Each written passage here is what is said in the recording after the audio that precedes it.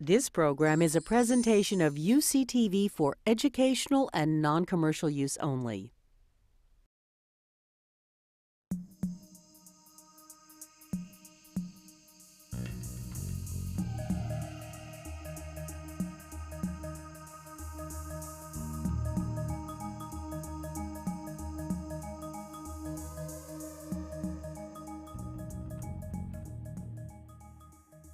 It's great to be on the campus of Berkeley.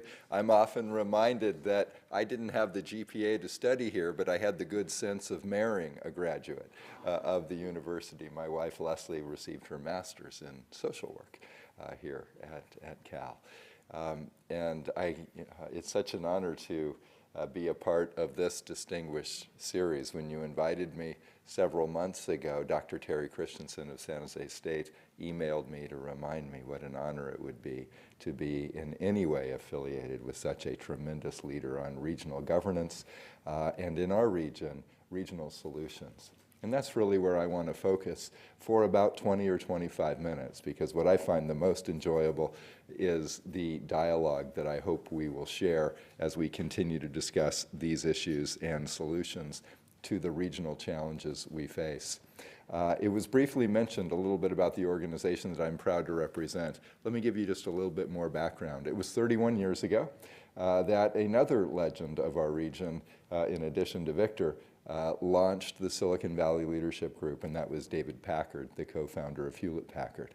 As busy as he was, he wanted to find ways for executives like himself to come together, to lay down their differences, set them by the door, and interact on issues that were good for the region, good for their employees, and good for the quality of life and economic health of the Bay Area and the state.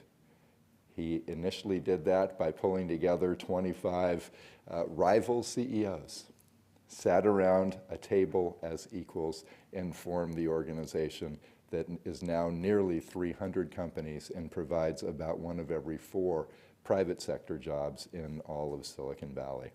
As you heard, what I wanted to focus on for the next 22, 23 minutes is about smart growth. But the underlying theme is collaborating to compete, setting aside our differences and working together for the common good, but also the good of our own enlightened self-interest. And how do we engage busy people like yourselves and others in this furious-paced region to engage in building stronger communities? Let me mention something about the leadership group that we do as I then lay out some best practices that I'd like to share with you today. Each year, I try to sit down individually with 1/2 of the 287 CEOs who comprise our membership. I walk into a CEO's office. I have one primary question that I ask, and it's this: for your company here in the Bay Area, what are the key issues that impact your ability to remain healthy and competitive as an employer? Then I have the good sense to close my mouth, open my ears, and write down what I hear. For the past 7 years in a row, the top issues that I hear are homes that families can afford, a transportation system that works, a sound and quality environment, and a great K-12 and higher education system. Those are the main concerns that we hear in the boardrooms of Silicon Valley. And what always excites me about that is that's pretty much the same concerns we hear in the living rooms of Bay Area residents. And when we have that common ground, that executives and individuals agree on the challenges, then we have the possibility to agree on the solutions. And it's the role of the Silicon Valley Leadership Group to try to find that common ground and move forward. So what I'd simply like to do over the next few minutes is give 4 examples of what we do. But equally important to what we do are the principles behind how we do it. And then we'll wrap it up and open it up to questions. The first 2 examples are around our work in bringing together collaborative efforts within cities in Santa Clara County. And I'm going to focus on housing for the first two examples. The third example will be around work that we've done within Silicon Valley, and we'll use transportation as that example. The final example will be with work that we are about to publicly release next week around the environment, and it will be a Bay Area-wide example. So let's start in Santa Clara County with two examples around housing. And a key DNA factor of every CEO within our membership is a willingness to take risks. And no better example, I believe, is around a housing effort that we launched about 7 years ago called the Housing Trust Fund. Are any of you familiar with housing trusts?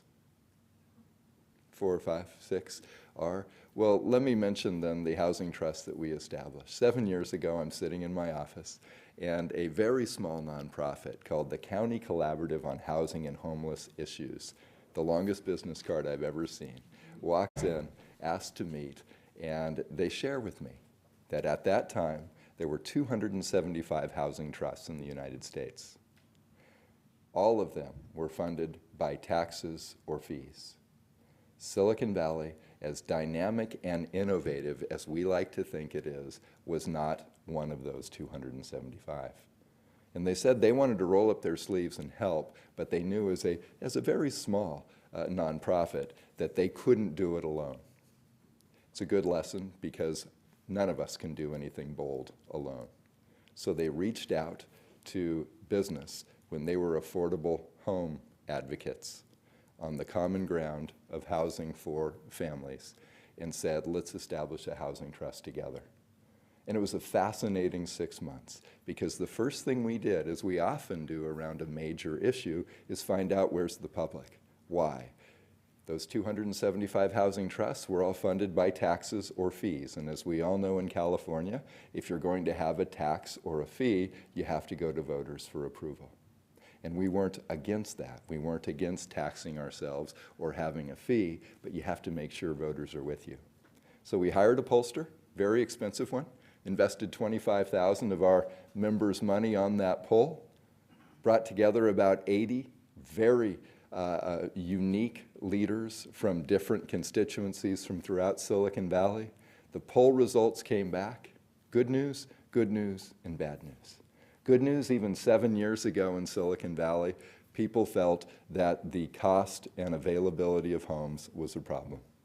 Good news, they felt that a housing trust was a pretty innovative way to address the problem.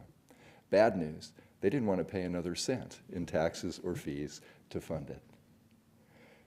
80 people in the room, 79 walked out grumbling, ready to lynch the pollster as if it was his fault for the bad results.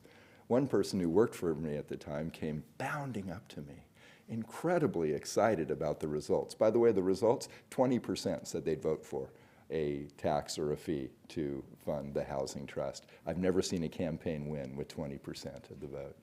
And yet this young lady was incredibly excited about the results. And I tried to calm her down, wondering what we had slipped into her coffee cup that I didn't get. And she said, Carl, this is great. This is Silicon Valley. We don't have to do things the way that 275 regions around the country have done it. And with that spark of an idea that we could be innovative in our approach, we decided, why don't we try voluntary donations rather than a tax or a fee? It was a great lesson. When the door's locked, check the window. There may be other ways to the goal that you're pursuing. Well, we set up an advisory group of builders and lenders and realtors and housing advocates and said, come up with a model where we can be effective with voluntary contributions. They came back many months later, and I'll never forget, they came in and said, Carl, if we can raise $20 million, we might be able to do something. It's a lot of money. But I looked at them, I was having a cynical morning, and I said, 20 million sounds like 2 homes in Los Altos Hills. They said, Carl, you're right, but you're missing the point. 20 million with the approach that we want to use will leverage about 200 million in private development. And with that amount of money, we should be able to initially help about 4,800 families and a spectrum of need that represented the entire community. 1/3 for first-time home buyers. We get that. We're employers. Our workers need homes so that they can get rooted in the community and stay. 1/3 for affordable rental homes. Okay, as employers, we get that too. Some of our workers need to start that career, save money, build equity towards the first home. The last third was for affordable, for shelters, transitional housing, and assistance. And that was a little harder for our CEOs to wrap their minds around. But as we talked and realized that everyone in our valley is part of the fabric of our success, those barriers came down as well. Well, 4,800 families isn't the entire need, but we knew it would be life-changing for those folks. Plus, the model they'd come up with was that mainly it was loans rather than grants.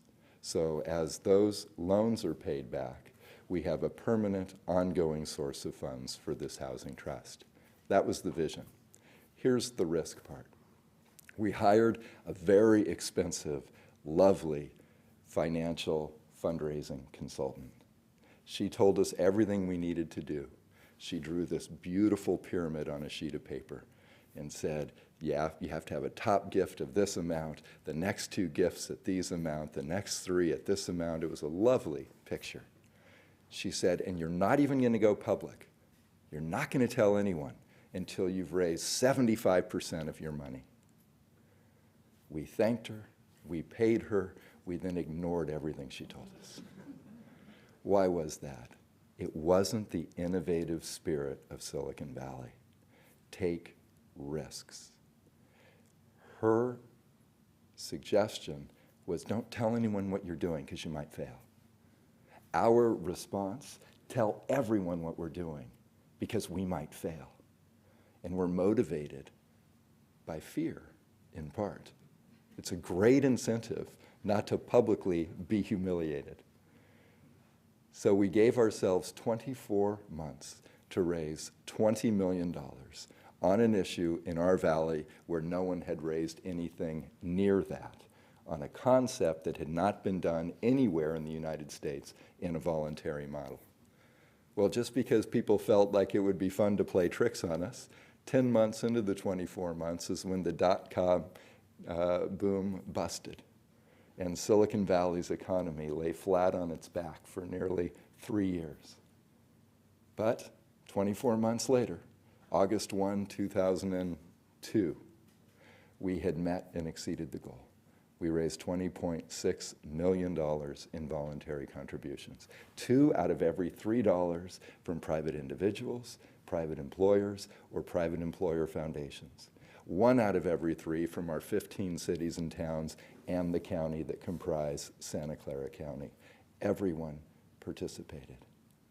Well, we were wrong, by the way, about our estimates. Sometimes you are in life.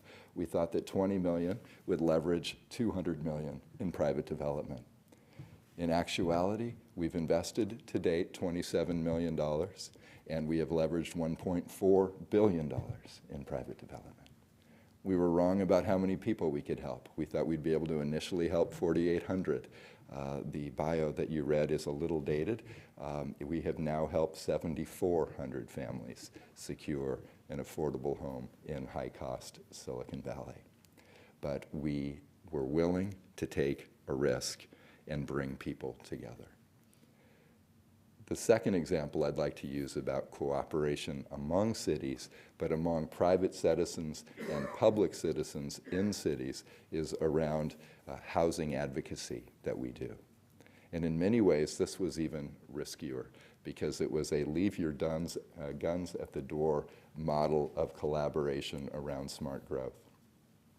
But 13 years ago, this year, we invited the Sierra Club and the home builders, the Greenbelt Alliance and the Silicon Valley Chamber of Commerce, the faith community and neighborhood leaders, very diverse individuals, about 100 organizations strong, and said, what if we went out together?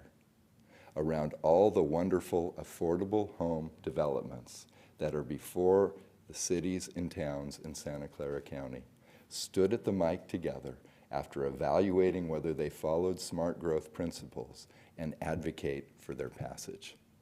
Wouldn't the shock value alone of the head of the Sierra Club and the head of the home builders coming forward to the microphone be of value? Well, after 6 months of posturing by different folks in that room, they set aside their differences. They built a criteria sheet by which we could evaluate smart home developments. And if a development met that criteria, we would go testify together before a council. 6 people just pulled out cell phones to see who it was. And it's no problem, we've all done it.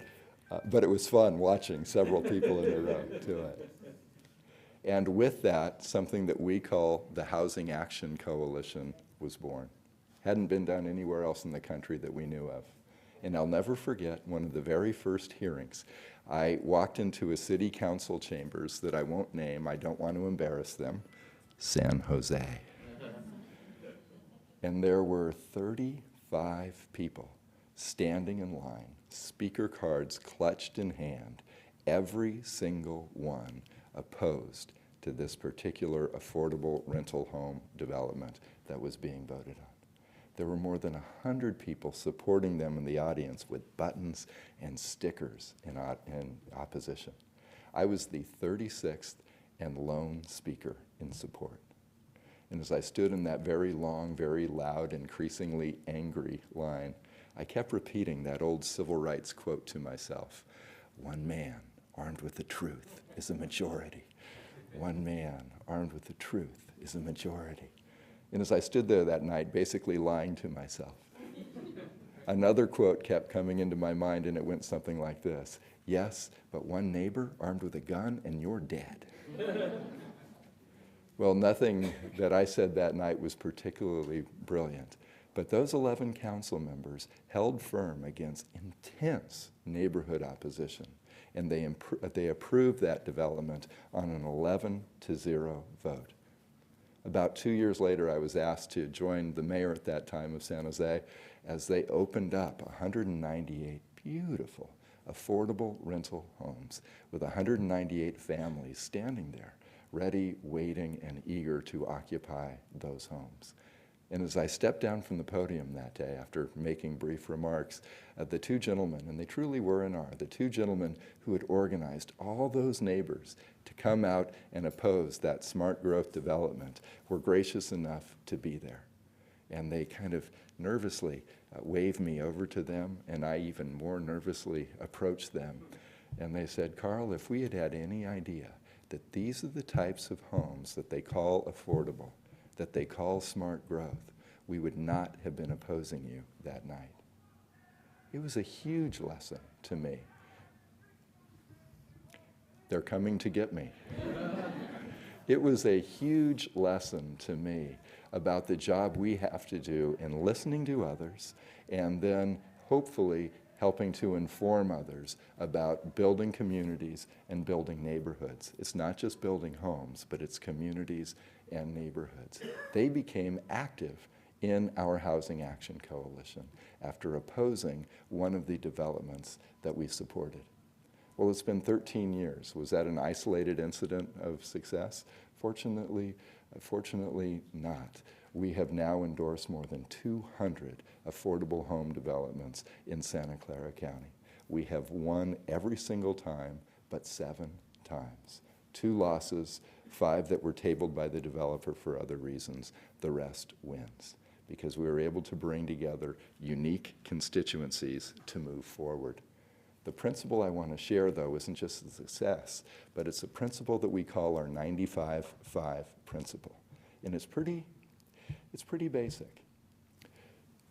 As diverse as we think we are, if we're labeled as home builder or Sierra Club or technology executive or faith leader or neighborhood leader, as diverse as we think we are on these basic issues of people having a safe, decent, affordable, well-built, smart growth home in which to live. We share common ground about 95% of the time, and we stridently disagree about 5%. What we learned through the Housing Action Coalition, for too many years, we focused on the 5% where we will never agree, and lost sight of the 95% where we have common ground and could be working successfully together for the common good. We ignore the 5%. We focus solely on the 95%, and we've made progress by doing so.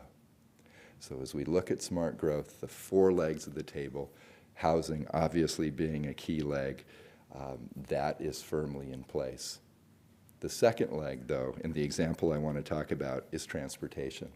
And from a Silicon Valley-wide example, you kindly mentioned the 1996 measures A and B, 19 road and rail transit improvements passed with a half-cent sales tax.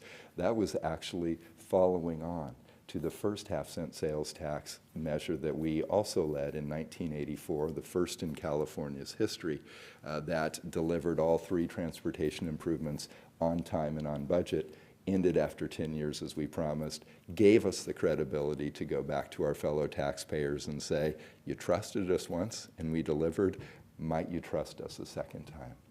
It was a wonderful success, but it underscores a principle that I want to build on. So I'll ask a question. When do you feel more ownership? If you've bought something or built something? When you build something, right? That's how we try to build coalitions. When we're launching an effort, whether it's the 1996 measures A and B, whether it was this past November's BART success, which was Measure B in our county, we don't write down the solutions and present them. Moses did not bring these solutions down from the mountain. Instead, we organize individuals and walk in with the problem statement and a blank sheet of paper. So what we do in my office is we go to the chalkboard and we draw a wagon wheel with the spokes. And on every spoke, on the challenge we're trying to address, we simply say, who cares about this issue? If it's transportation, then we write down all the constituencies that care about it. The environmental community, the business community, the realtor community, the public sector community. We go all the way around and we identify all the constituent groups and individuals that we can think of. They are all invited to the first meeting to build the product rather than to the last meeting to buy the product. It's messy, it's harder, it sometimes takes longer, but it's always better. In 1996, that allowed us to bring in more than 100 folks, build the poll with us about what voters want and what is good policy. Build the campaign with us. Let's work through the entire effort together. Even if not everyone agrees with the solutions, they feel respected by the process. And that retains your ability to work on that effort, but also on future efforts together, even if there isn't common ground on this one. That really paid off this last November. In December of 2007, we pulled together a similar group of stakeholders, incredibly diverse, because we felt that November 2008, remember this is December 2007, in the robust economy that we have, what we said in December of 2007, with the stock market at almost an all-time high, November 2008 is our chance to pass a new sales tax to fund the operations of bringing the BART system to Santa Clara County and Silicon Valley. We knew it because the economy was hot. As we all know, 11 months later, the economy was not hot, and we were going through the steepest decline we've seen at least since 1981 and 82. But we built the foundation by bringing together stakeholders, having them build a product, and then together bring it to our fellow taxpayers and voters. The result, in a state that requires a 2/3 vote on a TAX, 66.78% success.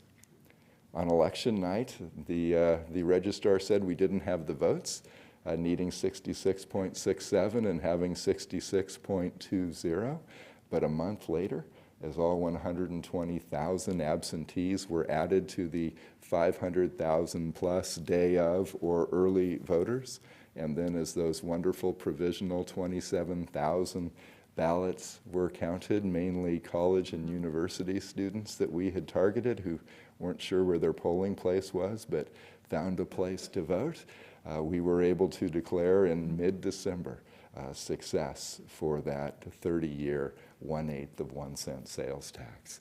But it goes back to the principle on smart growth that linking housing and land use with a sound regional transit system is good, but our underlying principle of making sure to respect people as we build coalitions to build solutions.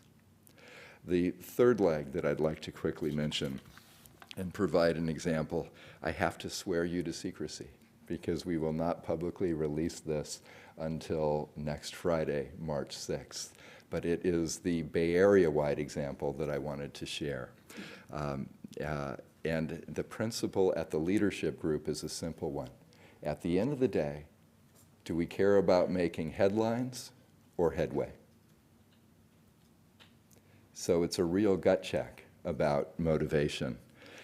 I'm not sure who said it, but I love the quote. It's amazing what you can accomplish when you don't care who gets the credit. Next Friday, after 18 months of laborious work, fine-tuning, and negotiations, Mayor Gavin Newsom, Mayor Ron Dellums, Mayor Chuck Reed will stand with the CEOs of the Silicon Valley Leadership Group, the Bay Area Council, Joint Venture Silicon Valley, and the California League of Conservation Voters as we unveil and reach out more broadly to the rest of the Bay Area community a 10-point regional compact on climate change, covering land use, buildings, transportation, housing, and every other component that we know is an ingredient to impacting climate change. 10 quantifiable goals, each with timelines and very aggressive targets. The challenge will be then trying to enlist the other 95 cities in the 9-county Bay Area and the 9 counties to join this effort. It was put together through the lens of the Association of Bay Area Governments, the Metropolitan Transportation Commission, the Bay Conservation Development Commission, and the Bay Area Air Quality Management District. 18 months of work, but now the real work will begin after next Friday as we actually build an even larger coalition, Bay Area-wide, challenge, motivate each other, realize economies of scale of instead of every little city in town or big city in town trying to do something different, all of us collaborating to do something together, as well as what works uniquely in each of our communities. That is our goal in smart growth, linking executives with employees, elected officials, and the broader community around housing, transportation, education, and the environment to build a better Bay Area. I'm going to end, if I may. One of my heroes in life, perhaps yours too, has not been on this earth for several decades, but it was Helen Keller. And I studied her a lot growing up because I was amazed at what she could accomplish with such adversity in front of her. And a true story, near the end of her public speaking career because she would travel around the United States. She was speaking at a small Midwestern college, and at the end of her remarks, a young man, a young student, came up to her and asked the question that I'm sure was on a lot of people's minds, and it was, Ms. Keller, how can you have done so much when you have lost your sight? And she responded very matter-of-factly, never too concerned about losing my sight. My concern is if I ever lost my vision.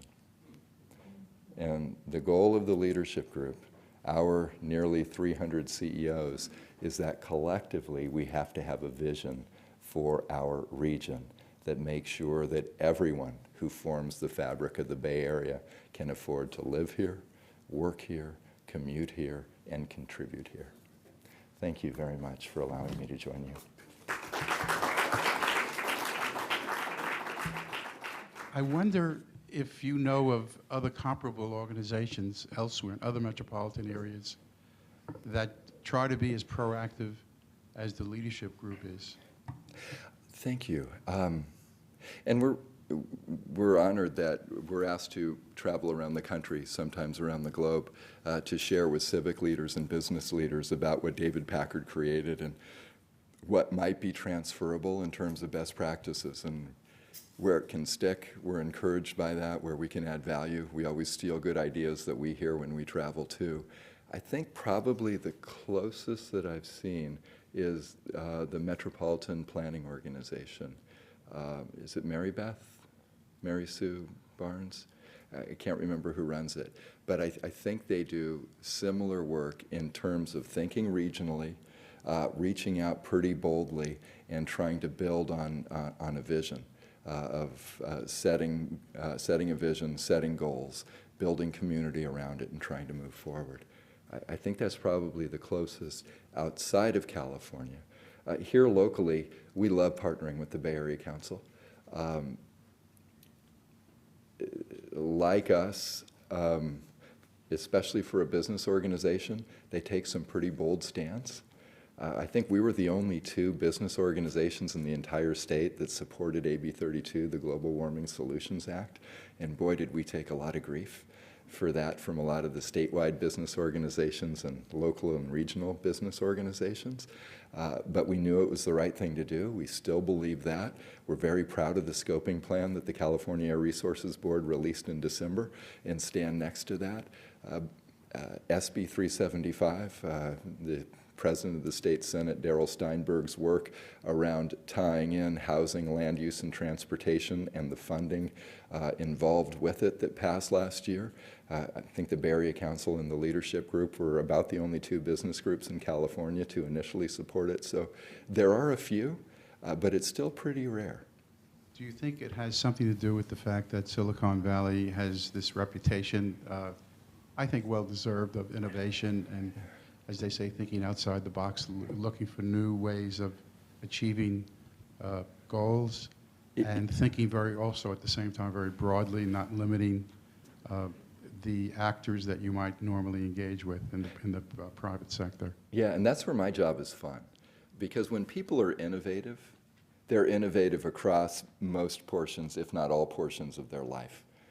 When I go in and meet with those CEOs, as I mentioned at the beginning, and ask them what are their top concerns, what's wonderful about executives, as busy as international multi-billion-dollar CEOs are, once they've taken the time to defocus on the global competition they're in their business and focus on the question I've asked and identified a problem, their natural inclination is to figure out how to fix it. And that's the exciting part about Silicon Valley and the Bay Area, is we're a bunch of tinkerers. We're engineers, we're innovators, we want to fix things that we think are broken. Right, I'm not setting you up as like a new set of priests or something, but there are other technology areas in North America and elsewhere. Yeah, there are. And Southern California may not be that well known, but there are probably almost as many high-tech jobs in the LA area as there are here. Of course, Boston is another comparable area. Mm-hmm. You have Austin, the Triangle in North Carolina, parts of Colorado. So the question is, why here and not there, if you don't mind me Yeah. posing it? And you never take your competition for granted. And of the 12 top tech regions in the United States, they all have their strengths.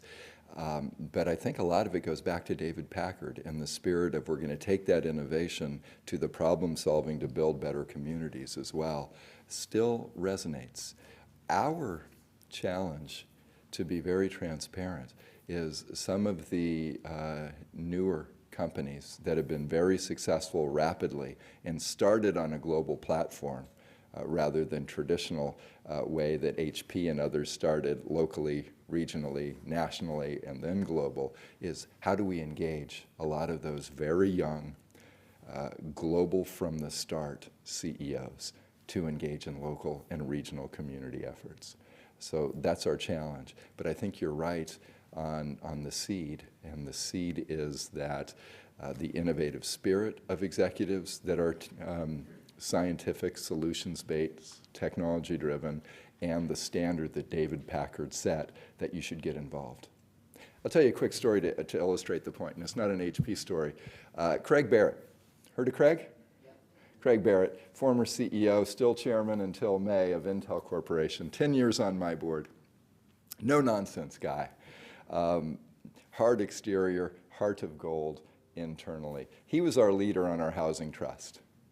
And I'll never forget Craig's attitude about raising that first 20 million. We've now raised 37 million as we've proven it to be successful and been able to help more families, obviously. But for that first 20 million, as we rolled it out, Craig Barrett stood up at a lunch we were hosting with 1,400 community leaders, a head table, the head table alone of 100 Silicon Valley CEOs. And he stood up as we launched the trust and he said, I'm giving $1 million. Executives at the head table, stop looking at your feet, because I'm going to be calling you. And within weeks, I'll never forget, he called Carly Fiorina, who was CEO of HP at the time, and said, Carly, I gave $1 million to the trust. You weren't at the lunch. I'd like you to give $1 million. And that's just the innovative approach, the risk-taking approach. And by the way, Carly's response, to give you the end of the story, she said, you know what, I love, Craig, that your passion is affordable homes. My passion is public school teachers. If you can guarantee me my $1 million will go to help public school teachers buy a home in high-cost Silicon Valley, you've got my $1 million. Craig Barrett's response, sure.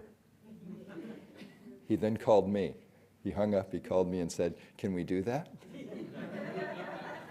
And I said, sure. True story. And then we figured out how to do it. We'll take risks. We figure it out. It's not a ready, fire, aim mentality. It's still ready, aim, fire, but it's not ready, aim, aim, aim, aim, aim, and never risk firing. So it works well. And when you have that peer-to-peer positive pressure of a David Packard, of a Craig Barrett, of an Art DeGius, no matter who it is, that engages those other CEOs, that it's worth their time, it's worth their reputation, it's worth their resources to get involved. Yes. Hello. Thanks Hi. for a very inspiring talk. My name is Zelda Bronstein, and I wanted to ask you about land use and development. You've talked about housing development. In the last year and a half or two, I'd say 3 of California's largest cities, including San Jose, have restricted conversion of their industrial lands for housing development. Yeah. I believe Mayor Reed, that was on a plank in his platform. Mayor Dellums also supported that, and also Los Angeles Mayor Villaraigosa supported that. How does industrial retention fit into your vision of smart growth, and how does it work in Silicon Valley? Thank you. You don't always win. Mayor Reed and I are very close professionally and personally. I respect and value his green vision. He's, of course, joining us next week after really working shoulder to wheel for the last 18 months on the Regional Compact for Climate Change. We co-chaired together the most recent BART campaign. We co-chaired the 2000 campaign for Caltrain, BART, and light rail. We've fought a lot of battles together. We disagree on industrial conversion to residential, and we lose. We lose on that fight, unfortunately, with him much more than we win. So you can't win every battle, I guess. We are for more conversions. We have tens of millions of vacant square feet of built office space and room for office space. What we need room for is homes that are affordable for workers of all salaries in high-tech, low-tech, and no-tech.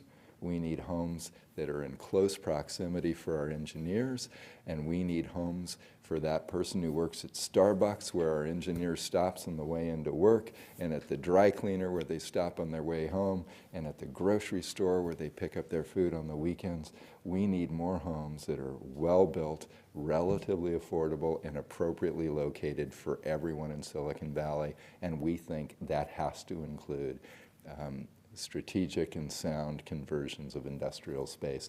You would think that that wouldn't be the position of an organization that represents 300 employers wanting as inexpensive as industrial space as possible, but we have to think long term. And it's not that Mayor Reed and Mayor Dellums and Antonio in LA don't think long term, but sometimes, you know, where you stand is based on where you sit. And when we sit in our companies, we look out and see employees that are driving, almost always driving 2-3 hours each way each day commutes, and that's not sustainable. It's not sustainable for our planet, for our region, and for our economy. Steve Sanders with the Institute for Local Government. Nice to see you, Carl. Likewise, Steve. I had a question for you because you mentioned Senator Steinberg's SB 375. Yeah.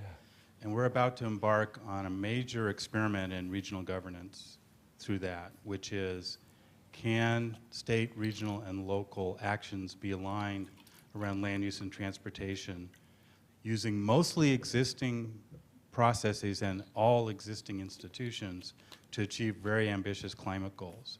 Yes. And so based on sort of your experience of overcoming antipathies or at least suspicion on the part of stakeholders, and I would say the relationship between, for example, local officials and state government might not be the most robustly wonderful. Yeah, what advice would you give to state agencies or regional agencies or local officials as to how to make that process actually work and result in the goals that we want to see for climate change? Well, you know, I have to admit, Darrell Steinberg is a dear friend of more than a decade. I respect him immensely. And Governor Schwarzenegger has been a great friend of Silicon Valley on so many issues around innovation and the environment that has forged a great partnership for the past nearly 5 years since the recall. We were heartened as an early supporter of SB 375 that Darrell never gave up the effort and took amendments from numerous sources to try to build a collaboration and a product that he could feel really good about getting to the governor's desk. And the governor's office called us several times as they were deciding, do we sign this, do we veto this, about it. And where they both came down, to their credit, Steve, was this is good, not great. This is a work in progress.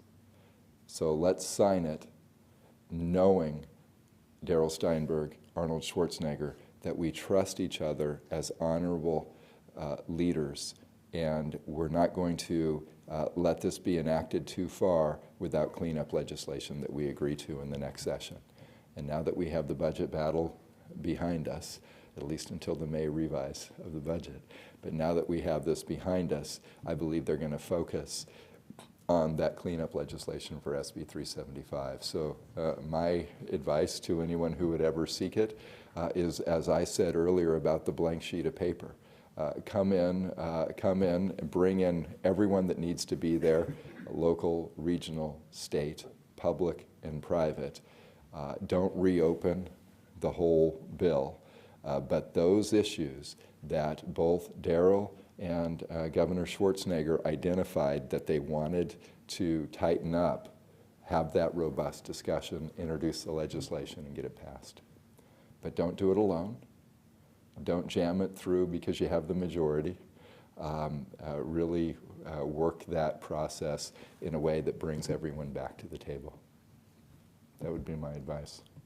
And I call about once every 2 weeks, and we'll call more often now that the budget deal is done, to say, when are we going to start those conversations? It wasn't perfect, though. They knew that. But, you know, we're imperfect people, so nothing we do is perfect, and they know they can make it better. My question is focused on community.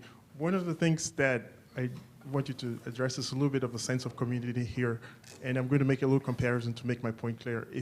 I lived in Boston for a little bit, and in the Midwest, and traveled to a few other places, and communities were usually formed by either building around a river, or by farmers, farming communities, or by something more permanent. One of the things here that you have is communities that are probably forming very, very fast based on people moving in just for work. So the question of communities seem to be very transient. And I typically find out when I go to San Jose that the people who know each other are the school kids, because they're the ones who meet, but most people who work do not know their communities very well. So with that sense, I don't know what your observation is on that, but I'm just bringing that up so that if you have a contrast then you can make it. But if you see a little bit of my point, what innovative strategies do you think you can develop here to build the stronger kind of communities which I think would avoid some of the polarization that you find, or the kinds of coalitions you have to form which are only based on clubs and groups, and more around people who have developed a longer-term sense like you find in the Midwest and in Boston, who know each other. Yeah. Boy, your comments really resonate, Matt, because it gets to the essence, I think, of why we're all here and what we're trying to do. Because we're all different. And as we build community, we think the key ingredient is trust and common understanding. And the kind person who asks the first question, you know, we may never disagree on Barrett, for instance. But that doesn't mean that we can't work together really collaboratively on other issues where we agree. I really think it's how you treat people. Let me give you an example. I might not get these quotes exactly right, but 2 quotes. And this is the public participation portion of the presentation, right? So think about, as we work on these issues, do an honest self-assessment. Which one best describes you? Okay? Winston Churchill is somebody I read a lot about growing up, because I was just amazed at what he was able to accomplish in war-torn England. And you know, he has the famous quote about, we have no permanent friends or permanent enemies, we have permanent interests. And for years I thought, gosh, that's so Machiavellian and cold. And I got past that. It may have been that, but the bigger lesson that I've drawn from that is, you know, we may not agree on everything, but if we treat each other with respect on something where we disagree today, we can work together tomorrow. Because if you don't treat people badly, then you haven't caused any permanent damage. The other quote is, and I can't remember which Roman emperor, but a Roman emperor said this: neither the favor of any friend nor the insult of any enemy will not go unpaid in full. And I love that quote, but what a terrible way to live. And completely impossible way to build community and to build coalitions, because I think his message was clear. If you ever cross me, if you ever get on my bad side, watch out, I'm going to get you back. And even if you agree with that person 99 out of 100 times, if you disagreed once, and I think we all know people like that in either the private or public sector, if you disagree once, you're on their bad list forever. And you don't build trust that way. And so as we build community, it's bringing people in early and showing trust, but being able to honestly disagree. We're not going to agree all the time, My wife doesn't agree with me all the time, and she's right, and I'm not. There's something about community and trust and long-term relationships. We're not perfect. We probably make mistakes in that regard on some occasions, but overall, we just try to understand that not everyone's going to be on our side. Chuck Reed is a great example on the industrial zoning issue that you mentioned earlier. Great ally, but we're not going to let one area of disagreement come in between a great working relationship. The gentleman on Barrett, another example. We don't have to agree on every transit system or every ballot measure to work well together. So I would share that. We have time for one last question. My name is Ruth Berger. I live in Berkeley, but I lived in Palo Alto for many years, and I worked all over the counties here as well as the country and the world.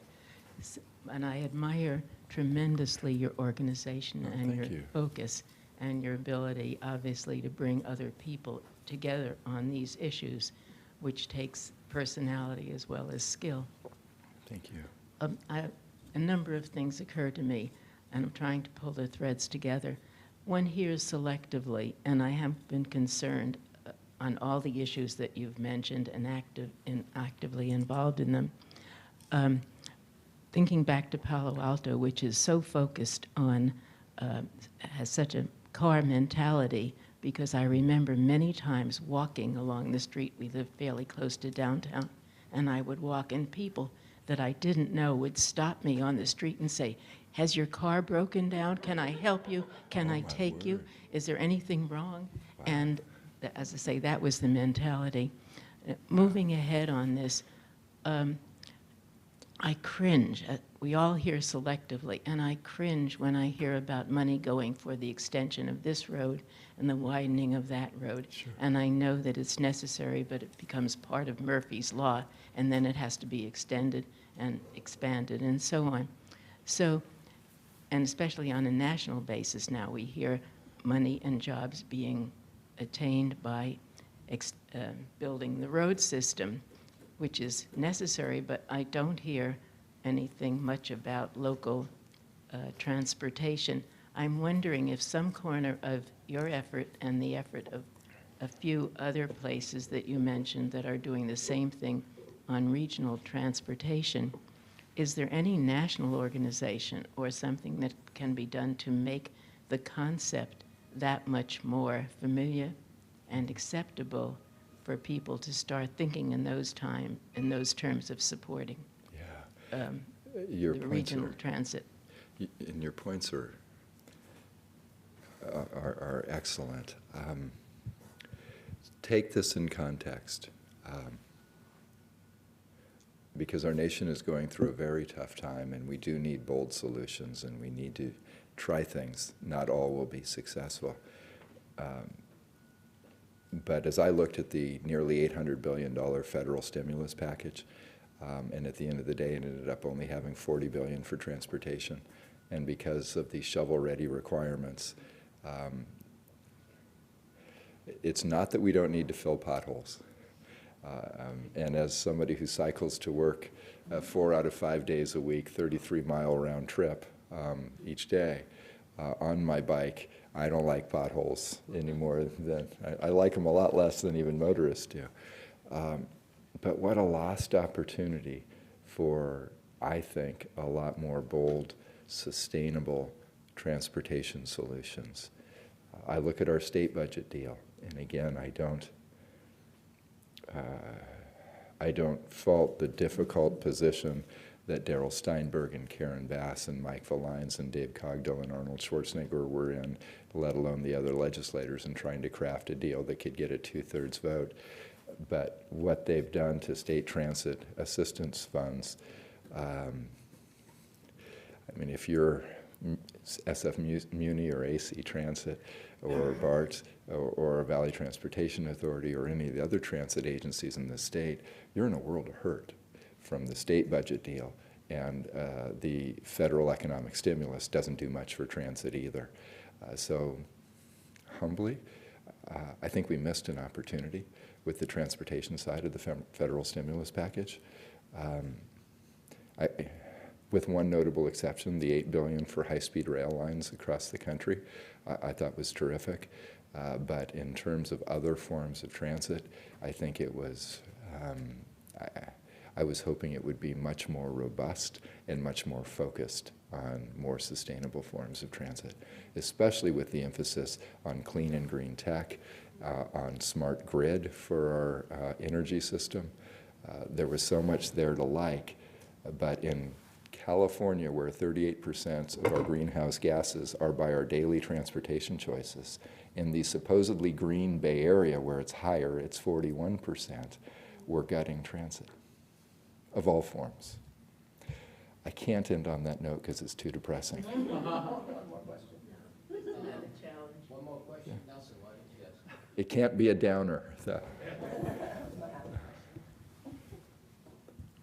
Nelson Graybon, met you with Canadian Studies before. Oh, I have a yes. Machiavellian question, and that is, the way you're talking about the ability to organize and get people together and to work past difficulties and continue working and so on, you seem to give democracy a bad name in the sense, if you compare what's been happening in Sacramento with what's been happening in the South Bay and so on, a lot of people might want to do away with democracy or those elected officials. What are you going to say to that? Sure. I'm a huge believer in democracy, but I think our founding fathers wanted us all to be engaged. It is not, it's a participation sport. It's not a spectator sport. When David Packard formed the leadership group 31 years ago, the media came to him and asked him why. And this is a direct quote. Our job as CEOs is not to sit on the sidelines and either cheer or jeer. Our job is to get into the game and move the ball forward. It was positive, it was proactive, and it was accountable. And that was who David Packard is. It gives me chills to even think about the legend and the standard that he set. But it was, yes, public officials, you obviously are going to carry the biggest roles in the policy decisions, but you don't want us to be sitting like a stump. Do any of you remember John Vasconcellos? State Assembly member for 30-something years until term limits took him out of the Capitol. John tells a wonderful story, and John, proud, very liberal Democrat who represented Silicon Valley incredibly well, which, if anything, was viewed as libertarian and government just stay away from us for a very long time. But John tells the story of when he first met David Packard. He went to HP, asked for an appointment. David Packard came out personally to greet him, brought him back to his very humble office in Palo Alto. So at first John was impressed, but then quickly turned off because David Packard, who was an imposing man, he was over 6'4", looked at John Vasconcellos, took his big hand, jabbed him in the chest, and said, "You need us. You need us to provide jobs and build products and strengthen the economy, and so that we can pay taxes that fund what you do." And John was put off by that until David Packard took the same two fingers, poked himself in the chest, and said, "And we need you to provide a good transportation system, homes for our workers, and a quality education system." The message was clear. Democracy, we need each other. We need public servants, and we need the private sector, and we need both engaged.